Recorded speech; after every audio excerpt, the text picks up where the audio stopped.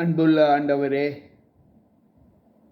மீண்டும் உம்முடைய கிருபைக்காய் நல்ல நன்றிகளை ஏறெடுத்து இந்த நாளிலும் இந்த வியாழக்கிழமையின் காலையின் பொழுதை காண்பதற்கு எங்கள் மீது நீர் தயை காட்டினீர். நன்றி ஆண்டவரே.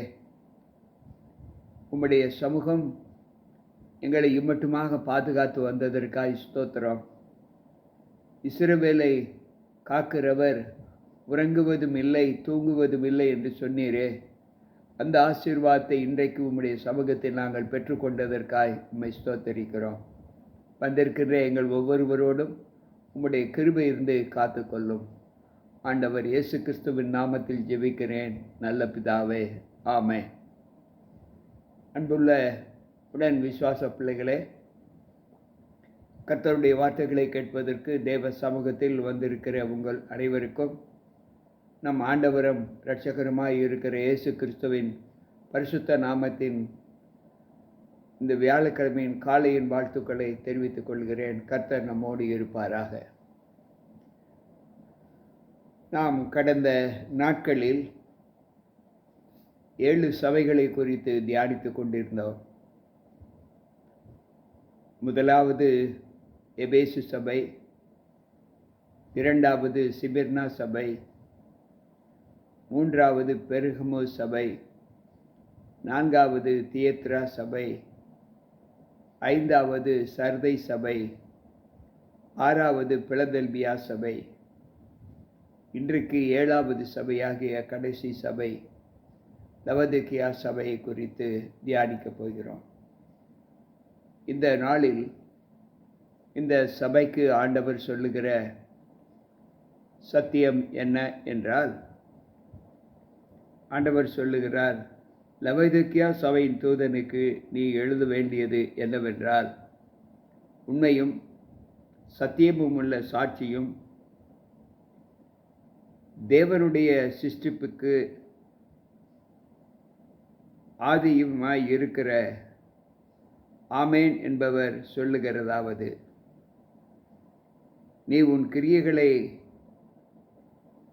நான் உன் கிரியைகளை அறிந்திருக்கிறேன். நீ குளிரும் அல்ல அனலும் அல்ல. நீ குளிராயாவது அனலாயாவது இருந்தால் நலமாயிருக்கும் என்று சொல்லுகிறார். இந்த லவோதிக்கேயா சபைக்கு அவர் எழுதுகிற சத்தியம் என்னவென்றால், நீ உண்மையுள்ளவனும் சத்தியமுள்ளவரும் சாட்சி உடையவரும் தேவனுடைய சிருஷ்டிக்கு ஆதியுமாய் இருக்கிற ஆமேன் என்பவர் சொல்லுகிறதாவது, தேவனுடைய சிருஷ்டிப்புக்கு ஆதியுமாய் இருக்கிற ஆமேன் என்பவர் சொல்லுகிறதாவது, நீ உன் கிரியைகளை நான் அறிந்திருக்கிறேன்.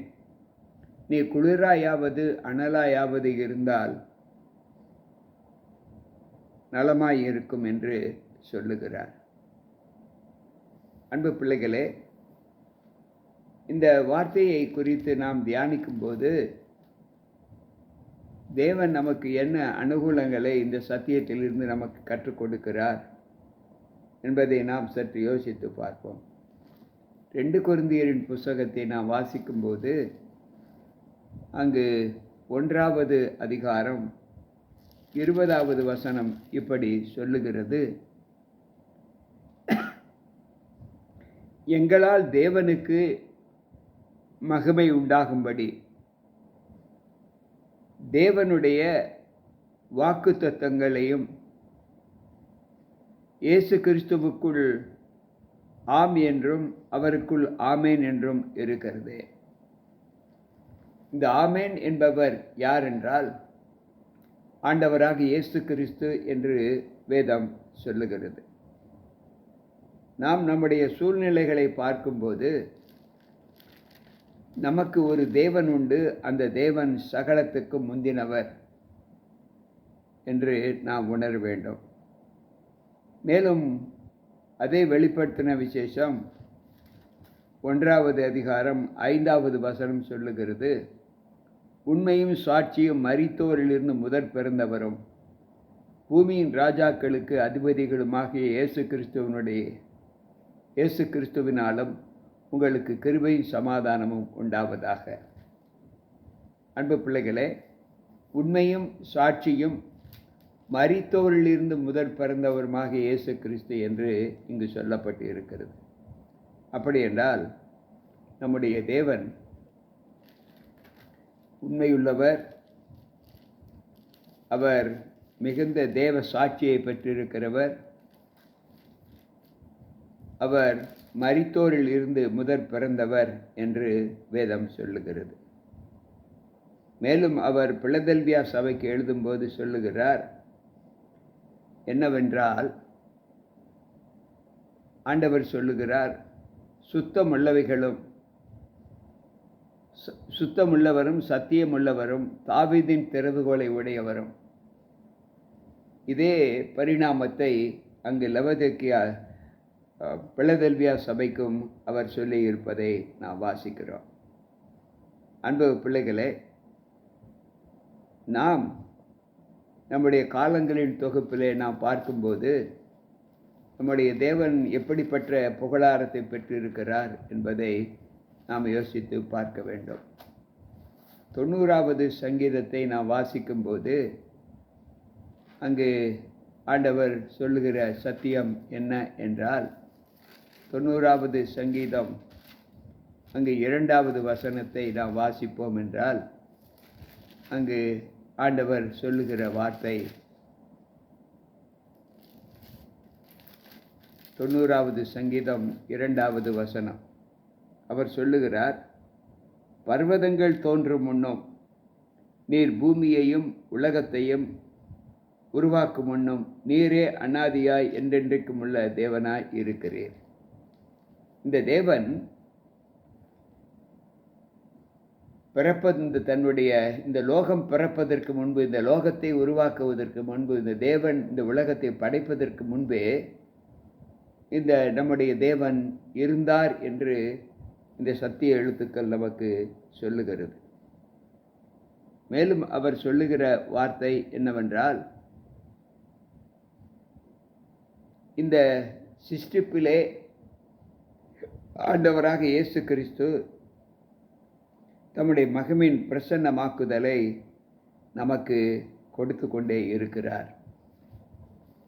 இதை குறித்து பவுல் சொல்லும்போது கொலேசியர் 1வது அதிகாரம் 15வது வசனத்தை வாசிப்போம் என்றால், அங்கு அவர் சொல்லுகிற வார்த்தை, அவர் சகலத்திலும் எப்படிப்பட்டவர். கொலேசியர் 1:15 சொல்லுகிறது, குமாரனாகிய அவருக்குள்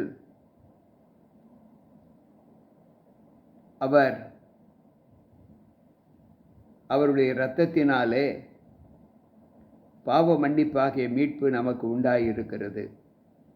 அவர் அதரிசனமான தேவனுடைய தற்சரூபமும் சர்வ சிருஷ்டிக்கும் முந்தினவர் என்று சொல்லப்பட்டிருக்கிறது.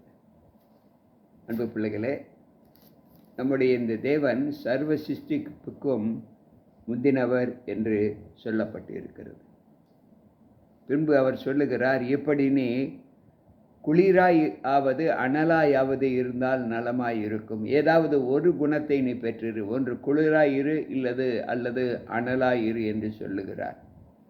நீ குளிரும் அன்றி அனலும் மன்றி வெதுவெதுப்பாய் இருப்பாயானால் உன்னை என் வாய் நின்று வாந்தி பண்ணி விடுவேன் என்று சொல்லுகிறார். அன்பு பிள்ளைகளே, நீ நல்ல மனிதனாக இரு அல்லது கெட்ட மனிதனாக இரு, நல்லது பாதி கெட்டது பாதி என்று நீ இருக்காதே. உன்னுடைய நிலைப்பாடு ஏதாவது ஒன்றில் இருக்க வேண்டும். துன்மார்க்கன் நீதிமான், இந்த 2 குணங்களை உடைய மனிதர்கள்தான் இந்த லோகத்தில் வாழ்ந்து கொண்டு இருக்கிறார்கள். இந்த 2 குணங்களையும் ஒரே மனிதனாக பெற்று வாழ முடியாது. சில நேரங்களில் நல்லவனாக இருக்கிறோம், அதே சில நேரங்களில் அதே உணர்வுகள் கெட்டவைகளை நமக்கு செய்யக்கூடியது. அப்படி இருந்தால் நான் உன்னை வாந்தி பண்ணிவிடுவேன் என்று அவர் சொல்லுகிறார். மேலும் அவர் சொல்லுகிறார், நிர்பந்தம் உள்ளவனும் பரிதபிக்கப்படத்தக்கவனும் தரித்திரனும் குருடனும் நிர்வாணியுமாய் இருக்கிறதை அறியாமல், நான் ஐஸ்வர்ய சம்பந்தன் என்றும் திரவிய சம்பந்தன் என்றும் எனக்கு ஒரு குறைவு இல்லை என்றும் சொல்லுகிறது நீ சொல்லுகிறபடியால், நான் நீ ஐஸ்வர்யவானாகும்படிக்கு நெருப்பிலே புடமிடப்பட்ட பொன்னையும் உன் நிர்வாணமாகிய அவரை, அன்பு பிள்ளைகளே, அவர் சொல்லுகிறார், நீ ஐஸ்வர்யம் உள்ளவனாக இருந்தும் நெருப்பிலே புடமிடப்பட்ட பொன்னை போலவும் நிர்வாணமாகிய அவலட்சணமாய் தோன்றாதபடிக்கு நீ உடுத்தி கொள்வதற்கு வெண் வஸ்திரத்தையும் என்னிடத்தில் வாங்கி கொள்ளவும், நீ பார்வை அடையும்படிக்கு உன் கண்களுக்கு கலிக்கம் போடவும் வேண்டுமென்று உனக்கு ஆலோசனை சொல்லுகிறேன். வேதம் இப்படி சொல்லுகிறது, நீ ஏதாவது ஒரு ஸ்தானத்தில் நில்லு என்று சொல்லுகிறார். நீ நிர்பந்தமான மனுஷன், பரிதபிக்கக்கூடிய மனுஷன், தரித்திரன், இப்படிப்பட்ட சூழ்நிலையில் நீ இருக்கும்போதும் கூட நீ உன்னை குறித்து எண்ணுகிறாய், நான் பெரிய ஐஸ்வர்யம் உள்ளவன், பெரிய சம்பத்துள்ளவன், திரவியம் உள்ளவன், எனக்கு ஒரு குறைவும் இல்லை என்று சொல்லுகிறாயே, இது எப்படி? நான் உன்னை ஐஸ்வர்யவானாக்கும்படிக்கு நெருப்பிலே புடமிடப்பட்டவனாக நான் உன்னை உருவாக்கப் போகிறேன். நிர்வாணியுமாக இருக்கிற நீ, உன் அவலட்சணம் உன்னிடத்தில் தோன்றாதபடிக்கு நான் என்னிடத்தில் நீ வாங்கி கொள்வதற்கான வெண் வஸ்திரத்தை உனக்கு நான் கொடுக்கப் போகிறேன் என்று சொல்லுகிறார். அன்பு பிள்ளைகளே, இன்றைக்கு நமக்கு இருக்கக்கூடிய அந்த குறைவுகளை நாம் பார்க்கும்போது ஆண்டவர் சொல்லுகிற வார்த்தை என்ன என்றால், கலாத்தியரின் புஸ்தகம் 5வது அதிகாரம் 6வது வசனத்தை நாம் வாசிப்போம் என்றால், கிறிஸ்து இயேசுவினிடத்தில் விருத்த சேதனமும் விருத்த சேதனம் இல்லாமையும் ஒன்றுக்கும் உதவாது, அன்பினாலே கிரியை செய்கிற விசுவாசமே உதவும் என்று சொல்லுகிறார். கிறிஸ்துவுக்குள் நாம் எப்படி இருக்கிறோம், எந்த சூழ்நிலையில் வாழ்கிறோம், தரித்திரனாக வாழ்கிறோமா ஐஸ்வர்யவானாக வாழ்கிறோமா என்பது ஒரு பொருள் அல்ல. கிறிஸ்து இயேசுவுக்குள் நாம் அன்புள்ளவர்களாய் அன்பினாலே கிரியை செய்கிற விசுவாசமே நமக்கு உதவும் என்று அங்கு ஆண்டவர் சொல்லுகிறார். மத்தேயு எழுதின நற்செய்தி நூல் அங்கு 22வது அதிகாரத்தை நாம் வாசிப்போம் என்றால், அங்கு 8வது வசனத்திலே ஆண்டவர் சொல்லுகிற சத்தியம் என்ன என்றால், அப்பொழுது அவன் தன் ஊழியக்காரரை நோக்கி, கல்யாண விருந்து ஆயத்தமாய் இருக்கிறது, அழைக்கப்பட்டவர்களோ அதற்கு அபாத்திரமாய் போனார்கள் என்று சொல்லுகிறார். கல்யாண விருந்து ஆயத்தமாய் இருக்கிறது, அதாவது தேவனுடைய வருகை ஆயத்தமாய் இருக்கிறது. மணவாட்டியாகிய நியமிக்கப்பட்ட திருச்சபை, அதாவது நாம் அந்த திருமண ஒப்பந்தத்திற்கு நியமிக்கப்பட்ட மணவாளனுடன் சேர வேண்டும். ஆனால் குறிக்கப்பட்ட அந்த நாள் வந்தபோது அழைக்கப்பட்டவர்கள் யாரும் வரவில்லை. அந்த வராத அந்த சூழ்நிலையில் அந்த ராஜா பணிவிடைக்காரரை நோக்கி, அழைக்கப்பட்டவர்கள் அபாத்திரமாய் போய்விட்டார்கள், ஆகையால் நீ போய் வழிச்சந்துகளிலே உனக்கு தென்படுகிற நல்லவர்கள், கெட்டவர்கள், பொல்லாதவர்கள் எல்லோரையும் அழைத்து கொண்டு வந்து இந்த விருந்து சாலையிலே நீ நிரப்பு என்று சொல்லுகிறார். ராஜா சொன்னபடி பணிவிடை ஆட்கள் செய்து விருந்து சாலையை நிரப்பினார்கள். ராஜா அந்த விருந்து சாலையை பார்க்க வரும்போது அங்கு கல்யாண வஸ்திரம் தரித்திராத ஒரு மனிதனை அங்கு அமர்ந்திருக்க கண்டார். அப்பொழுது அவனை பார்த்து சொல்லுகிறார், கல்யாண வஸ்திரம் தரித்திராத மனிதனே, நீ எப்படி இங்கு வந்தாய் என்று சொல்லுகிறார். உனக்கு கொடுக்கப்படுகிற வஸ்திரம் எங்கே? நீ வாசல் வழியாய் வந்தால் உனக்கு நான் ஒரு வெண் வஸ்திரம் கொடுப்பேன் என்று சொல்லி இருந்தேனே, அந்த வெண் வஸ்திரம் இல்லாத நீ எப்படி வந்தாய் என்று சொல்லுகிறார். அவனும் சொல்வது அறியாது அவன் திகைத்து கொண்டிருக்கிறான். அப்பொழுது ராஜா அவனை பார்த்து, பணிவிடைக்காரர் பார்த்து, இவனை கட்டி இவனை அழுகையும் பற்கடிப்பும் உண்டான இருளிலே போடுங்கள் என்று சொல்லுகிறார். அன்பு பிள்ளைகளே, நான் உனக்கு வெண் வஸ்திரம் கொடுப்பேன் என்று ஆண்டவர் சொன்னாரே, உன் நிர்வாணத்தை மறைப்பதற்கு நான் வெண் வஸ்திரம் கொடுப்பேன் என்று சொன்னாரே, அந்த வெண் வஸ்திரம் பரிசுத்தவான்களுடைய நீதிகளே. நீதி என்று சொல்லும்போது தேவனுடைய பிரமாணங்களை கை கொண்டு, தேவனுடைய கட்டளைகளை கை கொண்டு நடக்கிற பிள்ளைகளுடைய அந்த வஸ்திரம்தான் அந்த வஸ்திரம். அவர் சொல்லுகிற வார்த்தை என்னவென்றால், நான் நேசிக்கிறவர்கள் எவர்களோ அவர்களை கடிந்து கொண்டு நான் சிட்சிக்கிறேன். ஆகையால் நீ ஜாக்கிரதையாய் இருந்து மனம் திரும்பு என்று சொல்லுகிறார். அன்பு பிள்ளைகளே, சங்கீதக்காரர் சொல்லும்போது அவர் சொல்லுகிறார், கர்த்தர் நீதிமான்களை சோதித்து அறிகிறார், துன்மார்க்கரையும் இருதயத்தில் கொடுநெஞ்சுள்ளவனையும் கர்த்தருடைய உள்ளம் வெறுக்கிறது என்று 16வது சங்கீதத்திலே நாம் வாசிக்கிறோம். அன்பு பிள்ளைகளே, இன்றைக்கு ஆண்டவர் சொல்லுகிற வார்த்தை, நான் நேசிக்கிறவர்கள் எவர்களோ அவர்களை நான் கடிந்து கொள்ளுகிறேன்.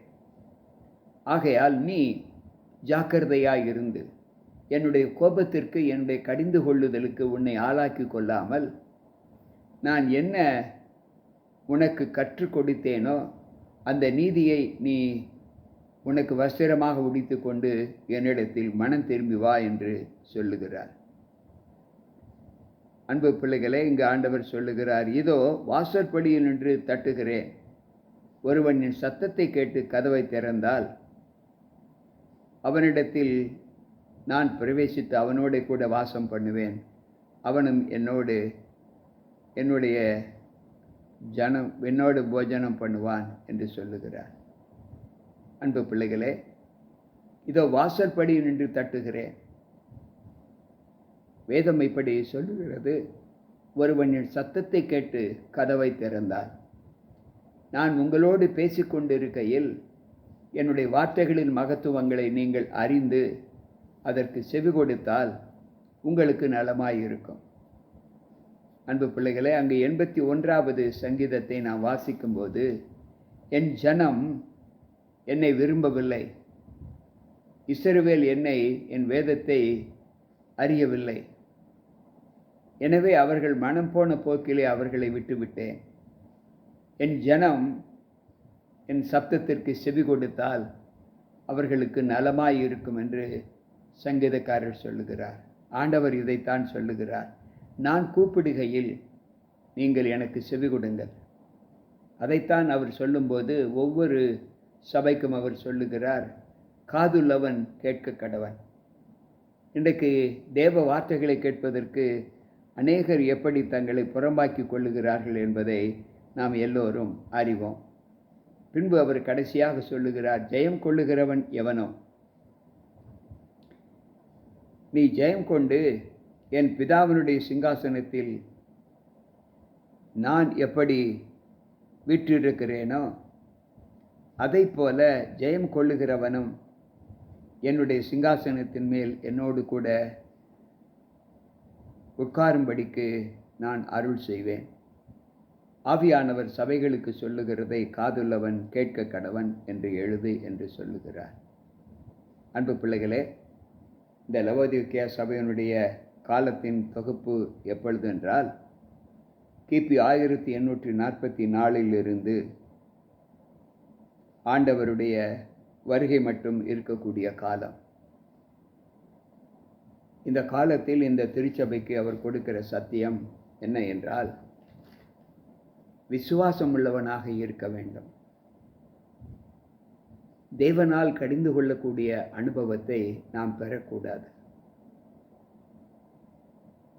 நம்முடைய வாழ்க்கையில் நாம் தேவனோடு சஞ்சரிக்கிற ஒரு குணத்தை நாம் பெற வேண்டுமே தவிர, எந்த சூழ்நிலையிலும் அவருடைய கோபத்திற்கு உள்ளாகாதபடி நம்மை காத்துக்கொள்ள வேண்டும். நாம் மனம் திரும்ப வேண்டும் என்று ஆண்டவர் விரும்புகிறார். நீ மனம் திரும்ப என்னிடத்தில் வா, நான் உனக்கு நீதியின் வஸ்திரமாகிய அந்த வெண் வஸ்திரத்தை உனக்கு கொடுப்பேன். எந்த சூழ்நிலையிலும் என் பலத்த கரத்திற்குள் நீ அடங்கி இருக்க வேண்டும் என்று ஆண்டவர் சொல்லுகிறார். என் கரத்தின் கிரியைகளிலே உன்னை நான் தண்டிக்க நீ விருப்பப்படாதே. அப்படி என்றால் என்னுடைய சொல்லுக்கு கீழ்ப்படியாதவர்கள் மரணத்தை விரும்புகிறவர்கள் என்று ஞானி சொல்வது போல, நீ உன்னை அப்படிப்பட்ட அருவருப்புக்குள் உன்னை ஒப்பு கொடுக்காதே என்று சொல்லுகிறார். கேட்டுக்கொண்டிருக்கிற அன்பான தேவ பிள்ளைகளே, 7 சபைகளை குறித்து தியானித்தோம். ஒவ்வொரு சபைகளுக்கும் ஆண்டவர் சொல்லுகிற போதகம் எப்படிப்பட்டதாய் காணப்படுகிறது என்பதை யோசித்து அதன்படி நம்முடைய வாழ்க்கை நடக்க ஜெயம் கொள்ளுகிற பிள்ளைகளாய் நம்முடைய அனுபவத்தை ஆண்டவருக்கு ஒப்பு கொடுத்து, அவர் எப்படி பிதாவினுடைய வலது வருஷத்தில் உட்கார்ந்து இருக்கிறாரோ அதே போல நாமும் அவரோடு கூட அமர்வதற்கு நமக்கு தேவன் கிருபை செய்ய போகிறார். அந்த வீற்றிருப்பை நாம் பார்ப்பதற்கு அவரோடு கூட இருக்க வேண்டுமென்றால் நாம் நீதியின் வஸ்திரமாக அந்த வெண் வஸ்திரத்தை தேவனுடைய கற்பனைகளுக்குள்ளாக நாம் வாழ்ந்து அந்த வஸ்திரத்தை உடுத்தி கொள்வதற்கு நம்மை தகுதிப்படுத்துவோம். ஜெபிப்போம். அன்பு ஆண்டவரே, உம்முடைய வார்த்தைகளை கேட்கிற எங்கள் ஒவ்வொருவருக்குள்ளும் ஆண்டவரே, உம்முடைய பிரமாணம் எவ்வளவு மகிமை உள்ளது என்பதை நாங்கள் உணர்ந்து இந்த 7 திருச்சபைகளுக்கும் நீர் காட்டுகிற தயை நாங்கள் எப்படி அறிந்து கொள்ள வேண்டும் என்பதை இந்த கற்றுக் கொடுத்தீர். அதன்படி நாங்கள் நடந்து உம்முடைய கூப்பிடுகிற சப்தம், கதவை தட்டுகிற சப்தம் எங்கள் செவிகளில் தொனிக்கு அதை நாங்கள் சப்தத்தை கேட்ட மாத்திரத்தில் கதவை திறந்து வெளியே நிற்கிற உம்மை உள்ளே அழைத்து வருவதற்கு எங்களுக்கு பலத்தை தாரும். உம்மை ஏற்றுக்கொள்ளக்கூடிய மனப்பக்குவம் எங்களுக்குள் உருவாக்க நீர் கிருபை செய்யும். வந்திருக்கின்ற எங்கள் ஒவ்வொருவரோடும் உம்முடைய கிருபை இருந்து பாதுகாத்து கொள்ளும். மீட்பர் இயேசு கிறிஸ்துவின் நாமத்தில் ஜெபிக்கிறேன் நல்ல பிதாவே, ஆமென். அன்பு பிள்ளைகளே, கேட்ட சத்திய வார்த்தைகள் நம்முடைய வாழ்க்கைக்கு நல்லதொரு மனம் திரும்புதலை கொடுத்து அதற்கேற்ற வாழ்க்கையை நாம் துவக்க கர்த்தர் நம்மோடு இருக்க வேண்டும் என்று ஜெபிப்போம். மீண்டும் நாளை சந்திப்போம். உங்கள் போதகர் ஜி.கே. ராபர்ட். கர்த்தர் நம்மோடு இருப்பாராக. ஆமென்.